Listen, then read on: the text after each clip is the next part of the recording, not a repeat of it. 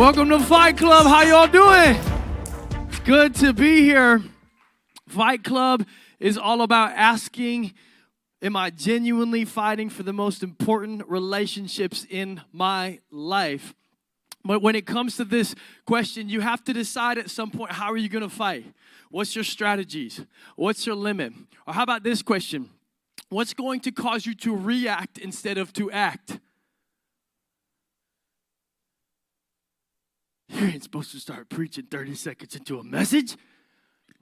What's going to cause you to act instead of react? Or what are the things that you know on the other side that as we engage in relationship, as I try to get back into the ring, as I try to pick up the towel and fight for this relationship, not against the relationship, what's the types of things that are going to happen? If they say this, I'm going to do that.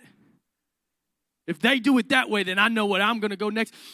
What are the types of things that are going to cause you to react instead of act? I can think of a story. I was in high school playing basketball. It was my second senior year, and you got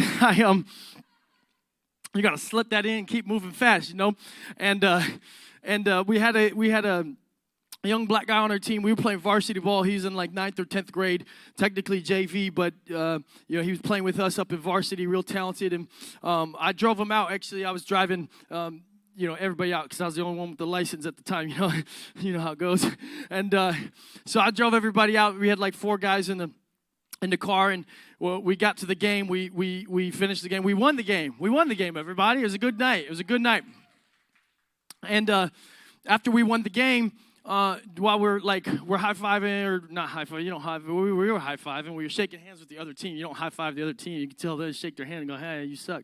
And then we moved on. That's sportsmanship. And then we won, and we're going through the handshake line, and these people from the crowds decided they were going to start John with our young black player, and they started calling him names, and they started saying really, really terrible insults. They said, you start talking about how he looked. You look like a monkey. You look like you came from, the jungle. Da-da-da-da. They said a bunch of things that I won't repeat on stage because they're not.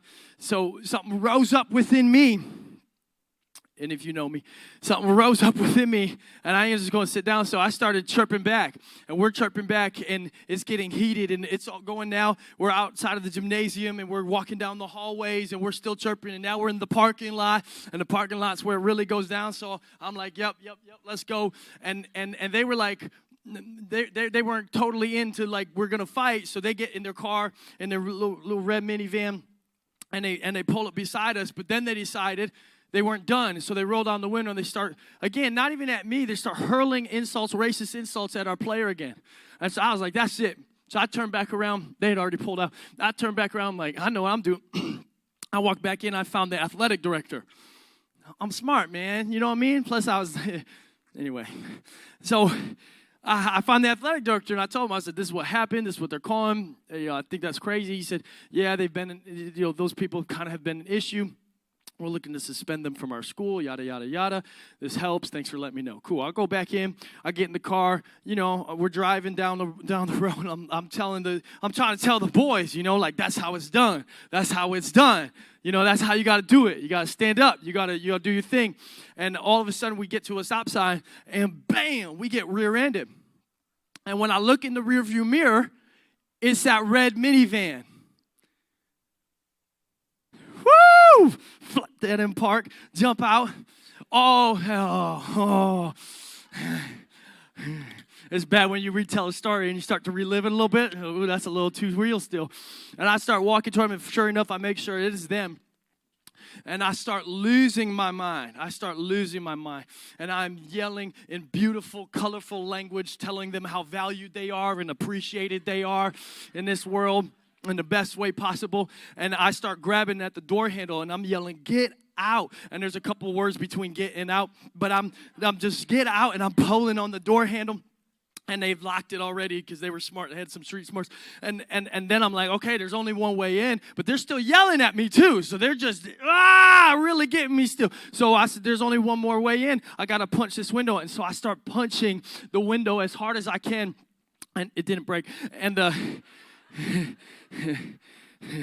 but I was giving it the old college try. Still in high school. And punching this window out, and I'm trying to punch the window out. I punched it twice, and it flexed a couple times, and I'm like, I don't know what else to do, so I just stood back and started yelling at them. Well, they flipped their car in reverse, and I'm just staring down a red minivan. I'm like, let's go, I'll take you on, until they hit the gas pedal on they smash the gas pedal and start driving right at me, and I literally take 2 steps, 1, 2, and dive into a snowbank, and then they peel off. And I get back in the car, and I remember looking at, I'll never forget the face of the 4 private school kids that I got back in the car with, private school Christian kids, and I was supposed to be one too, but they were like, you ain't one of us, you a devil out here, bro. But the idea is the point I was fighting for may have been right? Like making the stand I was making, the stand wasn't right. But my reaction to them was fully in control of how they acted every step of the way. I call it the reactive rise. When their action determines my reaction, then they are ultimately in control of my day. And if they can get an instant rise out of me just by they's actions, then I'm a pawn in they's game. Woo! And the problem with here's one of the problems with is that you don't know where they are. You don't know who they is, but they shows up everywhere you go. Everywhere you go, they is there. You go to Walmart, they is there. You go to the Starbucks drive-thru line, and they shows up. You go to work, and they is fully there. You go to your family reunion, and they still shows up. Too often they show up. Right at the family reunion, you go home at night, and they is there.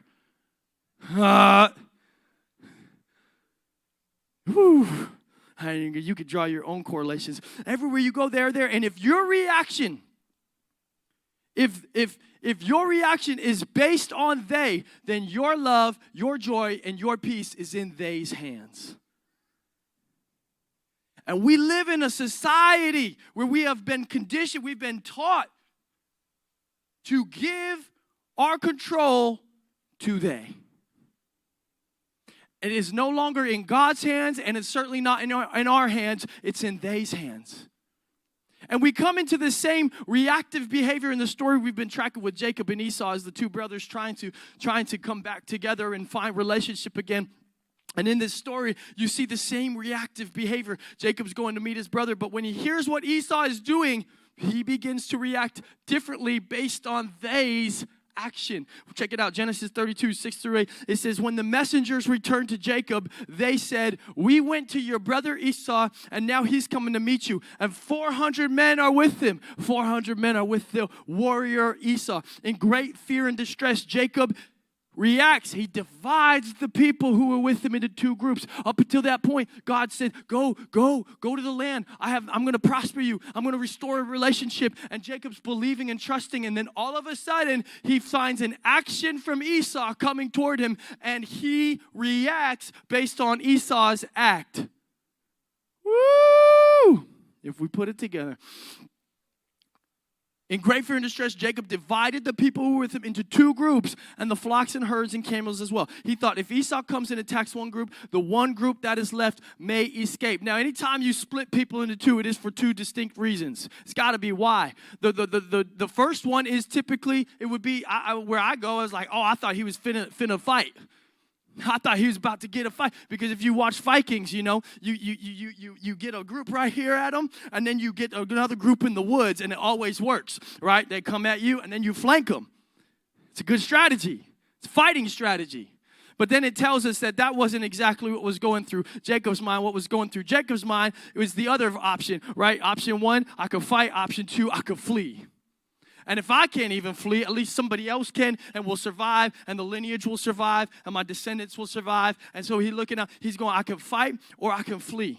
And here's the thing, Jacob at the end of the day is preparing for a battle the only way he's known how. You remember who Jacob is at the beginning. He's a strategist. He's a deceiver. He's a manipulator. He's a liar. He's a cheater. He has already fled once and done pretty well. In fact, he got into a land for 14 years and he succeeded that way. And so he's still looking through the lens of this is who I am and this is what I do. And so this is what I'm going to lean back on. This is the weapon of choice. And then something incredible happens right after this. He decides to divide. And then it says Genesis 32, 24 through 25. Now Jacob was finally left alone. And a man showed up and wrestled with him till daybreak. I don't know how the story worked, but it was like, man, wrestle. And we find out later that Jacob believed the man was actually God himself. And so it's actually God begins to wrestle with him till daybreak. When the man saw he wasn't going to overpower him, he touched the socket of Jacob's hip.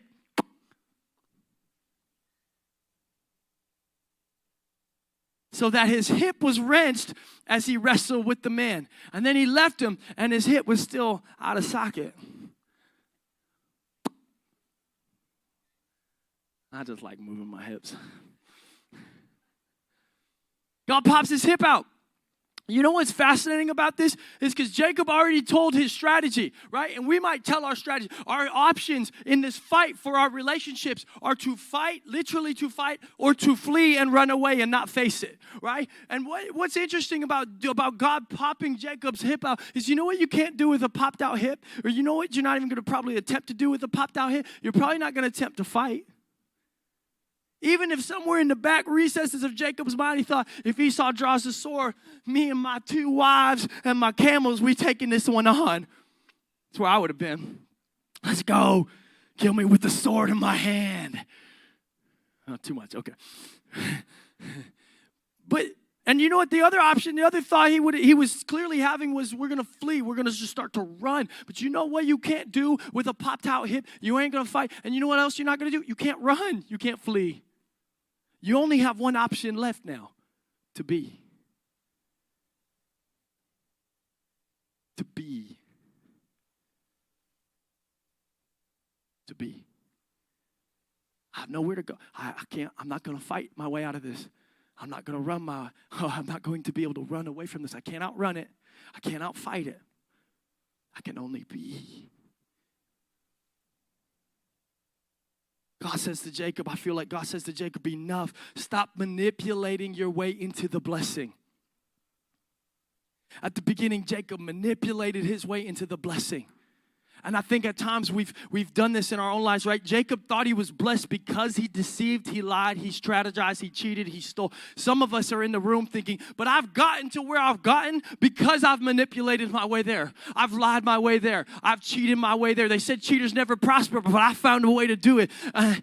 Some of us have gotten to the place because we're like, well, I just figured out how to make the most money, more money than anybody else, and I found safety and refuge in that. Some of us have found safety and refuge in beauty. Some of us have found safety and refuge in all of these different things. And yet there's this point where I feel like Jacob, or God even looks at Jacob and says, stop thinking that you're blessed because you've manipulated your way to the blessing. And I would say to some of us in the room, stop thinking that you're blessed because you think that you have more beauty or more money or you've manipulated or lied or cheated your way to the top. That's garbage. You want to know why you've been blessed? Listen, because God is saying you already are. You have the blessing. And this is what he told Jacob. You have the blessing. You are the blessing. The blessing is that I am and you are.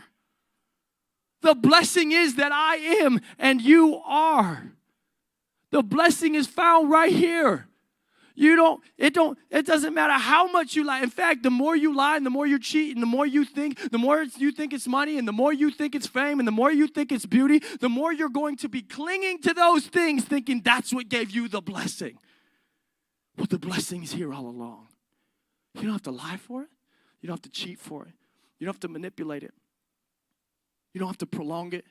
You don't have to stretch yourself thin to try to keep it, to try to cling to it. Release it and be. I love this. In the midst of wrestling with God, God actually changes. After he pops his hip out, then he goes, I'm going to do one more thing. And he changes Jacob's identity. He literally changes his name. And Jacob initially, meant deceiver, and it meant heel grabber. You ever met a Jacob? You better start talking to him like, what kind of heel you grabbing up in here? You little heel snatching demon, devil trying to get up. If you walk, this man Jacob right here in the front row right here, nobody, don't be careful walking past. That's why I don't walk on the stage right there, because he be snatching my heel up in here. Little heel grabbing devil. Jacob actually meant deceiver. And that was the idea. That was his identity. It was who he knew. One is what he was called, and then it was the way he acted. So it was all he knew of himself to be. And God goes, no, not anymore. Watch this. And he changes his name to Israel. He says, but Israel means prevail with God. It means contending with God. He said, you're no longer going to be known as one who received his blessing by deception. You're now going to be known as one who's received the blessing by working for it, by fighting for it, by contending with me for it. And deep in the midnight hour, when everybody else is doing their thing and all the outside voices are doing their thing, but it's just us two, we're going to wrestle over the fact of who you are. That's what I want to get through to you. The blessing came from God to Jacob. And the beauty of finding this out is the blessing was always internal. It was always about identity. And so before Jacob even gets up to fight in the ring, before he even gets in the ring, before he picks up the towel, before he goes the distance or knows whether or not he's going to go the distance, before he knows what Esau's going to act or how he's going to react or what he's going to do or if he's going to draw a sword, before he knows any of that, he's already received the blessing the night before, somebody. He's already received the blessing. It's already been given to him. Could you imagine being Jacob and wrestling with God the night before for your identity and then showing up to Esau and going, do with me what you want. I already know who I am. Because that's, come on, put the picture together. That's all Esau knows is who he was. All Esau knows is, oh yeah, Jacob, the one who lied, the one who cheated, the one who stole, the one who deceived. And Jacob's in great fear and distress because he's going, if he looks at me based on who I was, then I'm doomed. I need a new identity. Some of you are entering into some relational battles. And if you look at each other the way you were, if you allow them to look at you the way you were, if you don't slow down, if you don't wrestle with God, if you don't get clear on your identity of who you are, you'll miss the whole point. In fact, your relationship might even be restored and you'll still miss the point. The point is you're supposed to show up for the fight and the blessing is already done. It's already been given because it was internal. It was about identity. It was about your framework. It was about your grounding from the get-go. So now you show up to the fight already won. In the Rocky saga, now some of y'all were like, a lot of scripture, not enough Rocky. Somebody, what are we doing over here? Somebody give me some Rocky. They said Fight Club. In the Rocky saga, Rocky has a conversation, an encounter with his adult son. And I imagine it kind of being a little similar to Jacob's encounter with God. Rocky gives his son some perspective, but more importantly, he reminds his son of who he is, or at least who he's capable of being. Check this out. So you nervous about the fight? I'm scared to death. You don't look scared? Well, you ain't supposed to. Then you don't have to do it. Yeah, well, I think I do. You know, living with you, it hasn't been easy. People see me, but they think of you. Now with all this going on, this is going to be worse than ever. It don't have to be. No, sure it does. Why? You got a lot going on, kid. Well, my last name? That's the reason I got a decent job. That's the reason why people deal with me in the first place. Now I start to get a little ahead. I start to get a little something for myself. And this happens.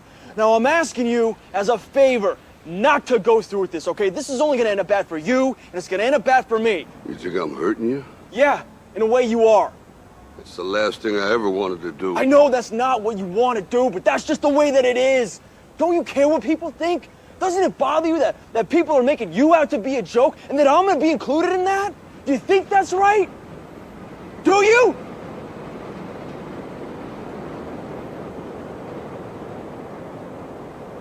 You ain't gonna believe this. But you used to fit right here. I'd hold you up and say to your mother, this kid's gonna be the best kid in the world. This kid's gonna be somebody better than anybody ever knew. And you grew up good and wonderful. It was great just watching you every day. It was like a privilege. Then the time come for you to be your own man and take on the world, and you did. But somewhere along the line, you changed. You stopped being you. You let people stick a finger in your face and tell you you're no good. And when things got hard, you started looking for something to blame, like a big shadow. Let me tell you something you already know. The world ain't all sunshine and rainbows. It's a very mean and nasty place, and I don't care how tough you are, it will beat you to your knees and keep you there permanently if you let it. You, me, or nobody is gonna hit as hard as life. But it ain't about how hard you hit. It's about how hard you can get hit and keep moving forward. How much you can take and keep moving forward. That's how winning is done. Now, if you know what you're worth, now go out and get what you're worth. But you gotta be willing to take the hits and not pointing fingers saying you ain't where you wanna be because of him or her or anybody. Cowards do that, and that ain't you. You're better than that.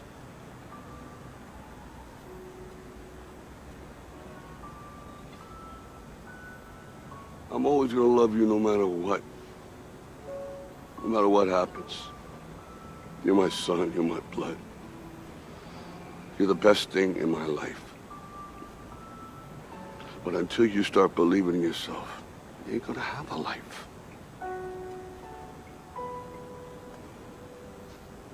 Don't forget to visit your mother.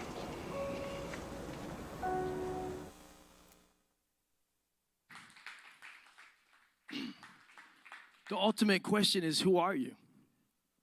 And until you know who you are, you will consistently live a life of fighting on they's terms or fleeing from they.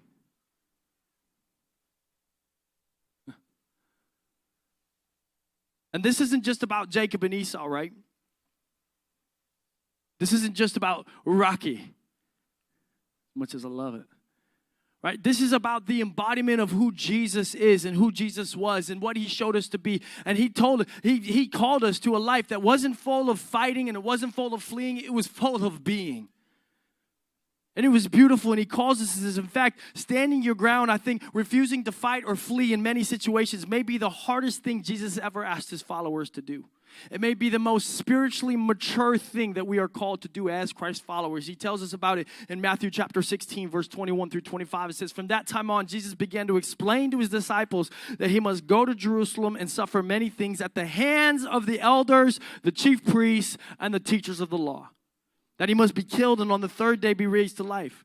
Peter took him aside and began to rebuke him. Never, Lord, he said, this shall never happen to you. Jesus turned and said to Peter, get behind me, Satan. You're a stumbling block to me. You do not have in mind the concerns of God, but merely human concerns.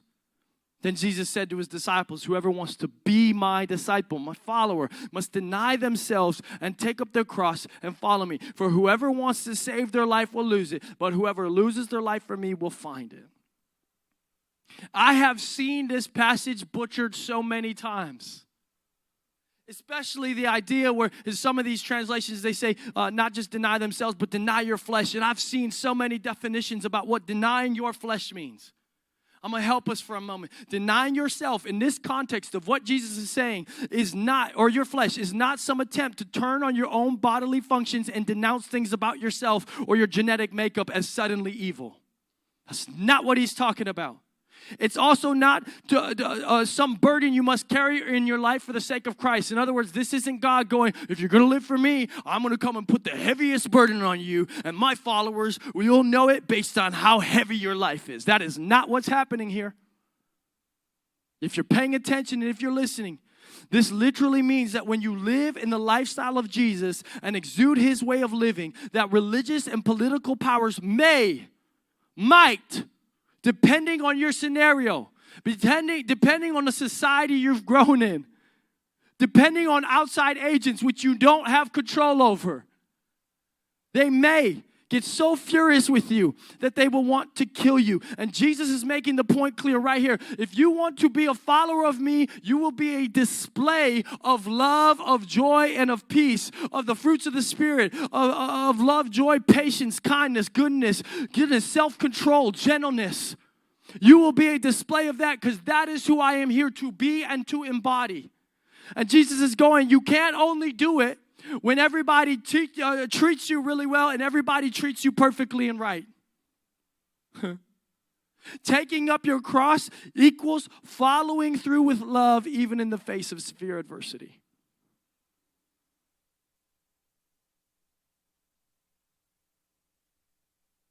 In the face of the worst, you are resolute in who you are. That's the Jesus way. If they're acting outside of love, it means I don't turn in and find my own method outside of love as well to react back to them. Well, they said this, so I said this back. Well, they did this, so I tried to punch in their window. Look at Jesus. Again, who was inflicting the cross on Jesus? The elders, the chief priests, and the teachers of the law. That's what he said. And then he's talking about a cross, which was a political crucifixion by who? Rome. He's being killed by religion and by political powers. And what was Peter's fleshly human response? Never! Never! It ain't going to go down like that. I've seen them do it one too many times before. Jesus, we are going to flee or we are going to fight, but we will not just be. And Jesus says, get behind me, Satan. You're thinking like a human. You're not thinking like a God. I am God in the flesh, and I'm going to teach you what it looks like to be.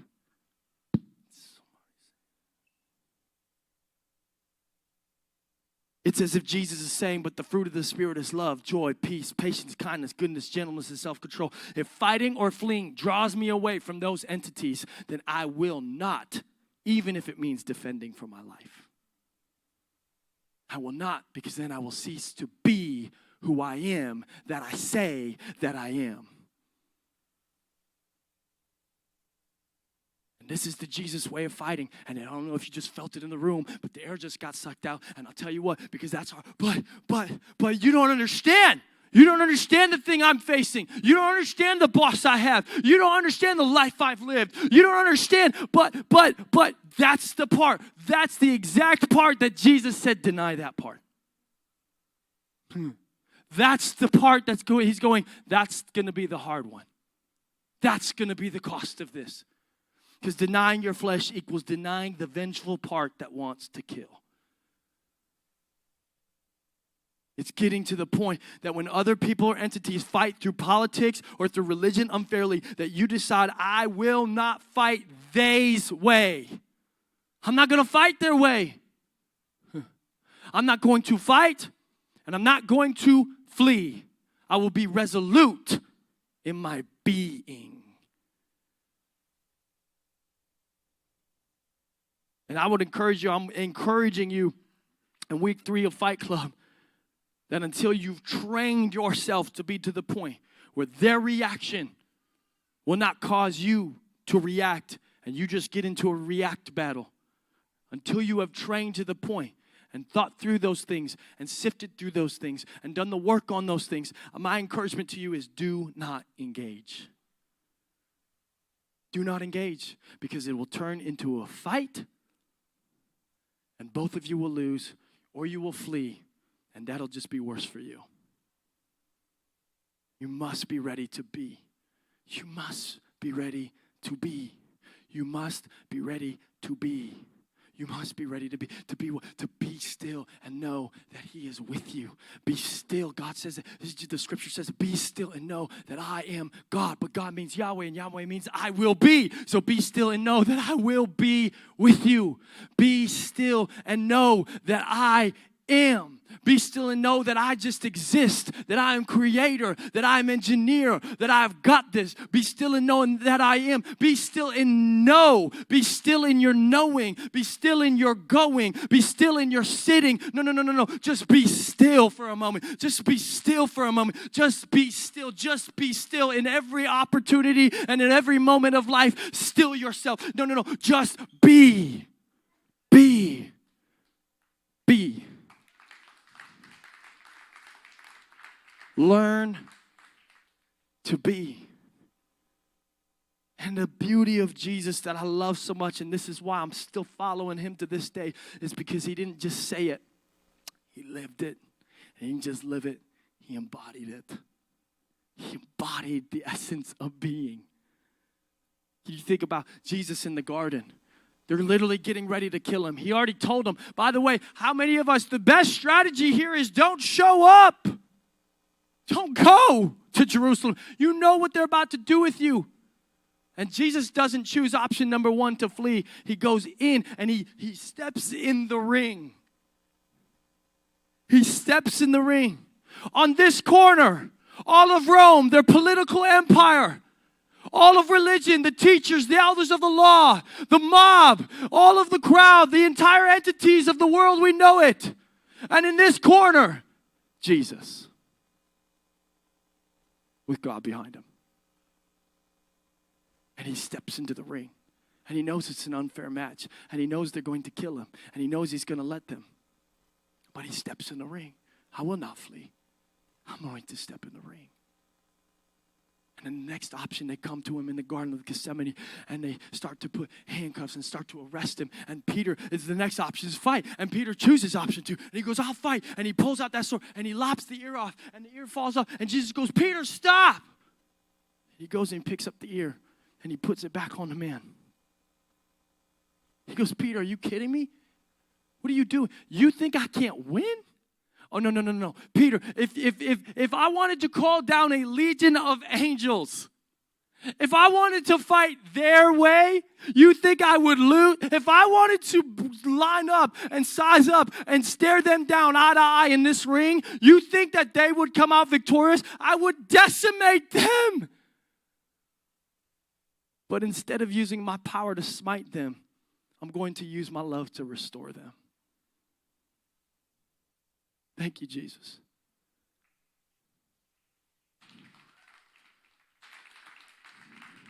And see, by his example, we start to look and go, oh, there's a different way.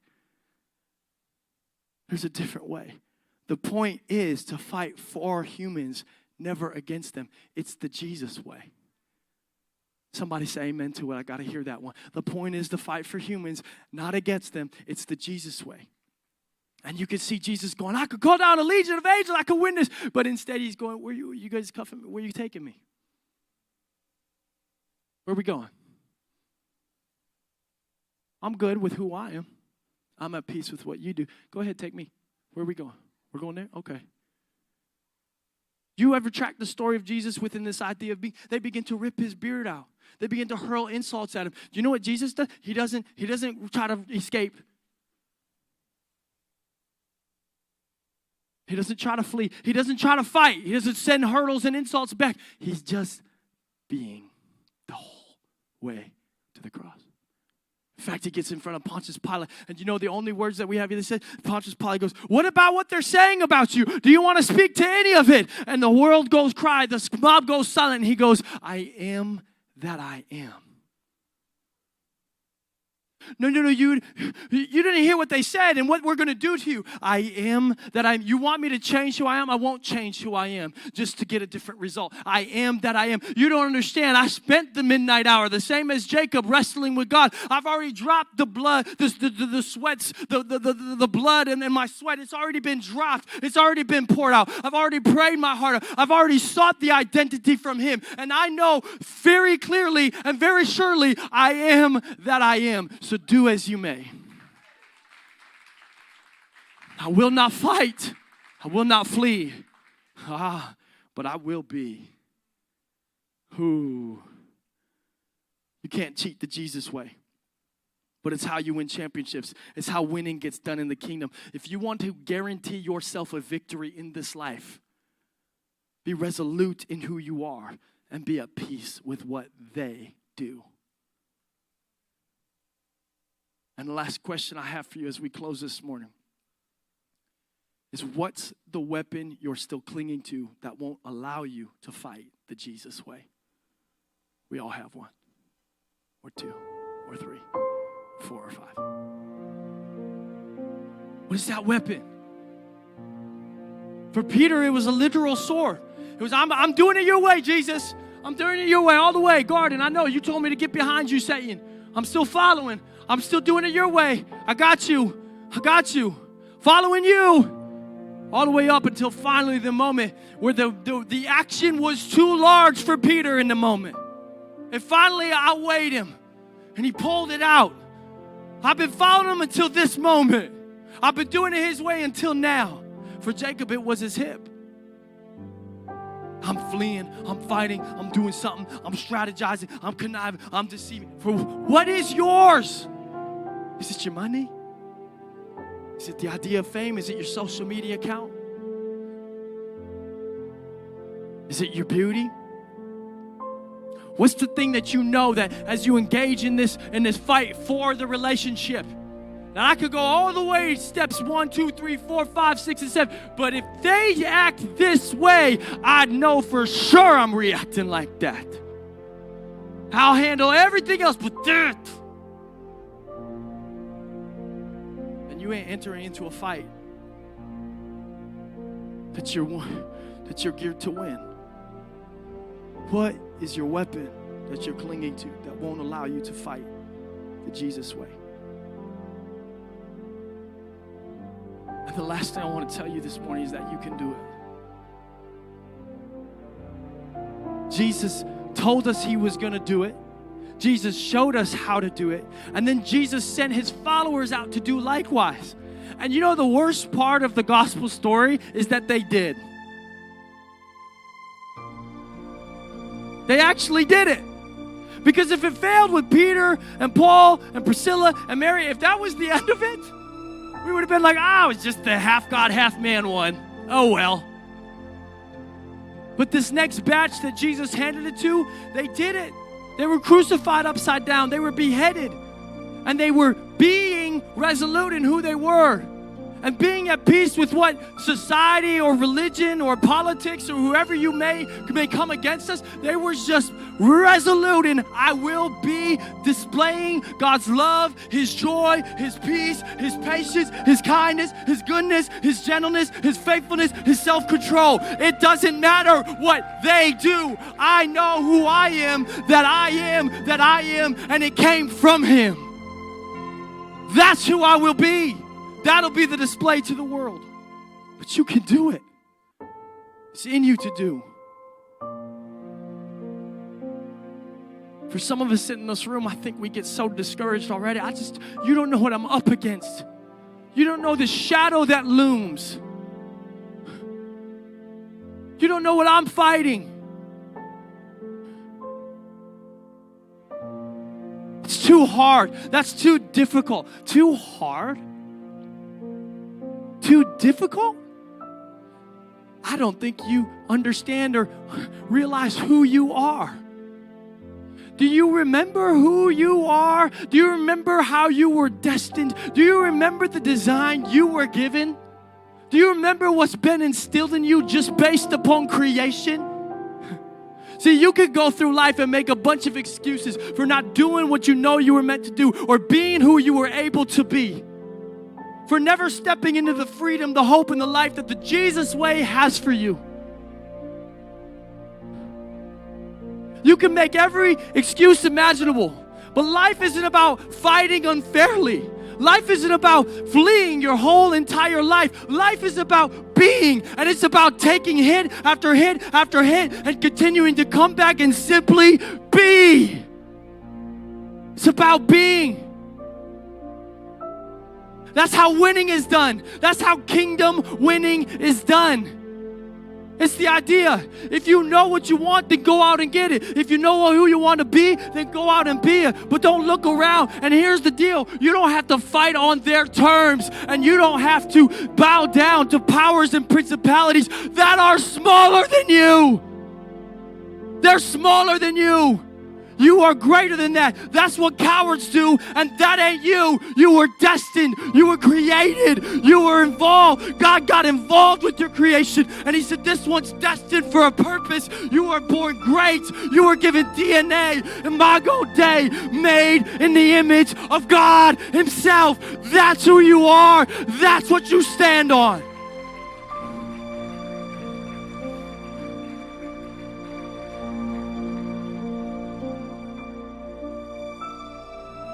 See the point, God will always love you. This is not about a lack of love. It's about a lack of life. And Jesus promised you, he said, you have available to you a life and a life abundant. It's not about love. It's about the life that you're living. But until you learn to be, you aren't going to have a life. Not one full of love, not one full of joy, and not one full of peace.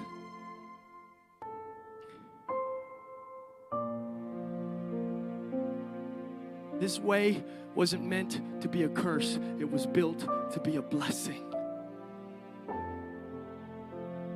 The question is, will you wrestle? Wrestle with God. Wrestle with your identity. Don't ignore the tension. Don't run from it. Don't fight it unfairly. Look it square in the eye and wrestle with it. Wrestle with your own self. Wrestle with your identity until you get to the point with you and God where you know that you can be. That you can be. That you can be resolute in who you are and be at peace with what they do. My encouragement to you is to wrestle with that tension this week.